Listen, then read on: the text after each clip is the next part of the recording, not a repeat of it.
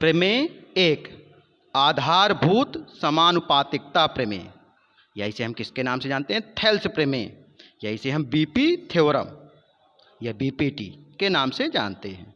देखिए इसका स्टेटमेंट क्या है कि यदि किसी त्रिभुज की एक भुजा के समांतर अन्य दो भुजाओं को भिन्न भिन्न बिंदुओं पर प्रतिच्छेद करने के लिए रेखा खींची जाए तो ये अन्य दो भुजाएं एक ही अनुपात में विभाजित हो जाती हैं। तो देखिए ये हमारा चित्र है, कौन सा त्रिभुज है? ए बी सी।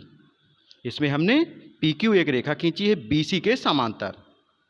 तो हमें सिद्ध क्या करना है कि ए पी बटे पी बी बराबर होना चाहिए ए क्यू बटे क्यू सी। तो देखिए हम दे रहे हैं। तो सबसे पहले हमें प्रश्न में दिए क्या है कि त्रिभुज ए बी सी में पी क्यू समांतर है बी सी के। तो हमें सिद्ध करना है, क्या सिद्ध करना है कि ए पी बटे पी बी बराबर ए क्यू बटे क्यू सी। तो देखिए हम रचना कर रहे हैं। देखिए यदि घर नहीं बनाएंगे तो उसमें रह नहीं सकते हैं, तो इसलिए हमें इसकी रचना करनी पड़ेगी। तो देखिए चित्र में हमने क्या किया रचना आपकी, पी सी माने पी को सी तथा बी को क्यू से मिलाया। इसके अलावा पी एन लंब खींच दिया ए सी पर तथा एम क्यू लंब खींच दिया ए बी पर। तो हमारी रचना हो गई। रचना क्या है हमारी? पी सी तथा बी क्यू को मिलाया तथा P N perpendicular A C तथा M Q perpendicular A B खींचा। अब देखिए हम इसकी उत्पत्ति ले रहे हैं। तो सबसे पहले इसमें चूंकि जो त्रिभुज बन रहे हैं कैसे बन रहे हैं? समकोण त्रिभुज। तो समकोण त्रिभुज का क्षेत्रफल क्या होता है? 1/2 आधार गुणे ऊंचाई।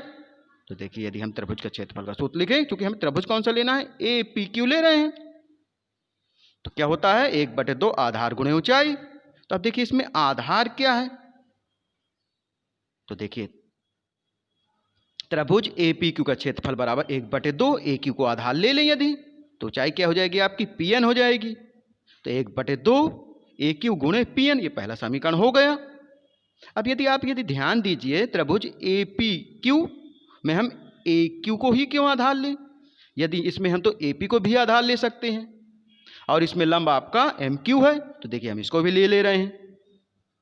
Area of A P Q बराबर 1/2 गुणे आधार हमने अब क्या ले लिया? ए पी ले लिया, और गुणे लंब हमने क्यू एम ले लिया।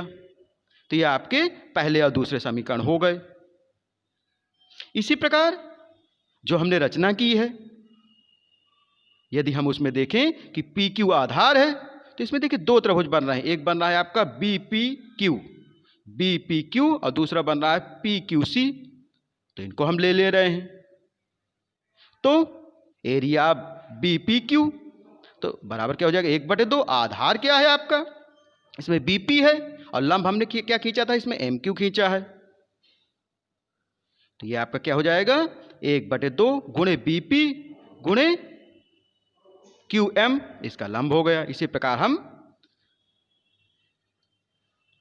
देखिए ये वाला आपका त्रिभुज ले रहे हैं। क्या है इस त्रिभुज का नाम?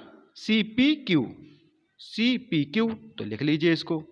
एरिया ऑफ त्रिभुज सी पी क्यू बराबर 1/2 आधार इसमें क्या लिया हमने? सी क्यू को लिया, और लंब इसमें क्या है? पी एन है। अब देखिए ये आपके 4 समीकरण बन गए। तो हम समीकरण 2 में समीकरण 3 का भाग दे दें। तो देखिए भाग देने पर आपका क्या हो जाएगा?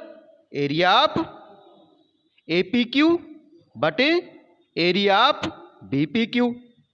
तो देखिए इसका क्या है? 1/2 ए पी गुणे क्यू एम बटे 1/2 बी पी गुणे क्यू एम। तो देखिए 1/2 से 1/2 कट जाएगा, और क्यू एम से क्यू एम कट गया।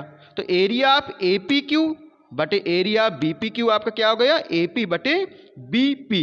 इसे हम 5वां समीकरण मान लेंगे। देखिए हमें निकालना क्या था? ए पी बटे पी बी बराबर ए क्यू बटे क्यू सी निकालना है।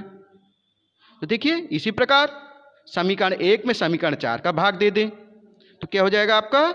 Area of A P Q बटे area of C P Q बराबर क्या हो जाएगा? 1/2 गुणे ए क्यू गुणे पी एन बटे 1/2 गुणे क्यू सी क्यू बटे पी एन। तो देखिए जो कट रहा है उसे काट देंगे, तो 1/2 से 1/2 कट गया, और पी एन से पी एन कट गया। क्या आ गया आपका? ए क्यू बटे सी क्यू आ गया।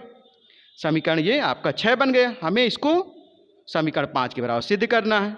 तो हम इसमें यदि चित्र में ध्यान दें तो चित्र में पी क्यू आपका आधार है, इसमें दो त्रिभुज बने हैं, एक बना है पी बी क्यू और एक बना है पी सी क्यू।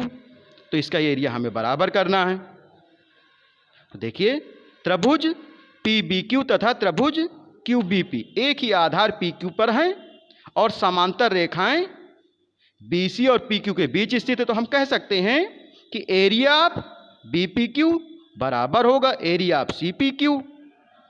जब इनका एरिया बराबर हो गया तो समीकरण 5 और 6 से हम कह सकते हैं कि ए पी बटे पी बी बराबर ए क्यू बटे क्यू सी। यही हमें सिद्ध करना था। Hence proved.